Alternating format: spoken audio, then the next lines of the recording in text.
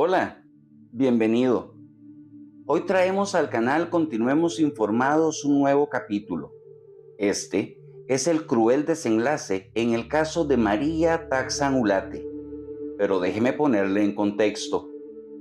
Corría el año 2010, era 6 de marzo para ser exacto. María del Carmen Taxan Ulate, de 30 años, y Carlos Andrés Pérez Hernández, de 36, daban el sí frente al altar y allegados a ellos. Todo esto en las cercanías de la sabana. Pero el amor profesado ese día en el templo no duró por mucho tiempo, ya que puertas adentro, Carlos Andrés sacaría el celópata extremo que llevaba en sí. Tanto que Laura, hermana de María Taxan, expresó que el galeno comenzó a limitar sus contactos familiares. Taxan siempre tenía que estar en contacto con su marido. Este le revisaba el teléfono y hasta le había prohibido usar vestidos. Esto para que no enseñara sus piernas. Pero ¿quién era María del Carmen Taxan Ulate? Pues Panky, llamada así por sus allegados y amigos, fue criada en los Lagos de Heredia. Era la menor de la familia Taxan Ulate. Nació el 27 de diciembre de 1979 en el Hospital San Juan de Dios en San José, Costa Rica.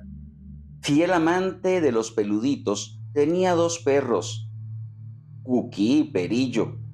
Le fascinaba y practicaba el baile del tap, pero el buceo era su todo. Ella amaba la mar. Taxan estudió para ser asistente dental y laboró en la clínica de San Rafael de Heredia por un corto tiempo. Fue ahí donde conoció a quien sería su futuro esposo, el doctor Carlos Andrés Pérez Hernández. María Taxan manejaba con fluidez varios idiomas, entre ellos el japonés. Luego de casarse y tras darse una plaza en la Embajada de Japón, Taxan inició su nueva etapa, laborando en dicha embajada como asesora destacada en cooperación y economía. Como dato interesante, Carlos Andrés Pérez Hernández era radiólogo del Hospital de Heredia para ese entonces. La feliz pareja, entre comillas, residía en San Rafael de Heredia. Nunca tuvieron hijos. Transcurrieron 10 años de matrimonio entre amenazas psicológicas y verbales, hasta que el 19 de septiembre del 2020, pasada las 6 de la tarde, Carlos Andrés Pérez llama desconsolado al 911, tras encontrar supuestamente el cadáver de su mujer. A la llegada de los agentes judiciales a la vivienda, encontraron el cuerpo inerte y ensangrentado de María Taxan sentada en su cama con un disparo en la cabeza. La calibre de Sodinius había ingresado por su paladar, fracturando el cráneo, provocando así la muerte. La autopsia realizada al día siguiente reveló una dosis de 7.9 miligramos de lidocaína en el cuerpo de la víctima. Como dato interesante, les cuento que la lidocaína es utilizada como analgésico local y 3.5 miligramos en sangre es considerado un nivel tóxico. Entonces, imagínese usted. Pero volviendo al caso, todo ocurrió a mediados del 2020. Al parecer, María Taxan, cansada de tanta hostigación por parte de su pareja, decidió pedirle el divorcio a Carlos Andrés. Esta noticia no fue muy bien recibida por Pérez. Según las investigaciones, ese fatídico 19 de septiembre por la mañana, Carlos se aprovechó de su licencia y de la confianza que tenía su mujer en él y decidió inyectarle vía intravenosa 7.9 gramos de lidocaína, dosis capaz de provocar la inconsciencia total en una persona por las condiciones neurológicas que provoca dicho medicamento. Luego de tenerla indefensa, Carlos coloca y acciona el arma calibre 22 en su paladar, provocándole la muerte de forma inmediata. Luego, le propinó 48 heridas, esto con 2 bisturís que se encontraron en la escena. Una de esas heridas llegó a lacerar fuertemente el hígado. Según la autopsia, esos cortes fueron practicados post-mortem, o sea, después de haber muerto. Al parecer, Carlos Andrés Pérez modificó la escena del crimen para que pareciera que Taxan era la que había tomado esa trágica decisión de acabar con su vida. La posterior investigación dio a conocer que alrededor de las 12 de ese día, Pérez se hizo pasar por María mandándole un mensaje a sus padres, para así no levantar ninguna sospecha. Se presume que Taxan a esa hora ya estaba oxisa.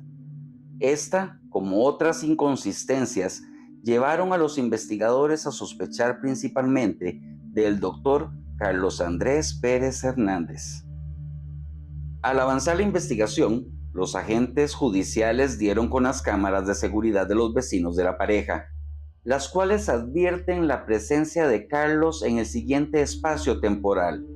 Se observa al doctor salir a las 11 de la mañana y regresar a su hogar a las 6 de la tarde, hora en la que llama al 911. Carlos fue llevado a juicio en 2 ocasiones. En su primer debate, en marzo del 2023, salió absuelto.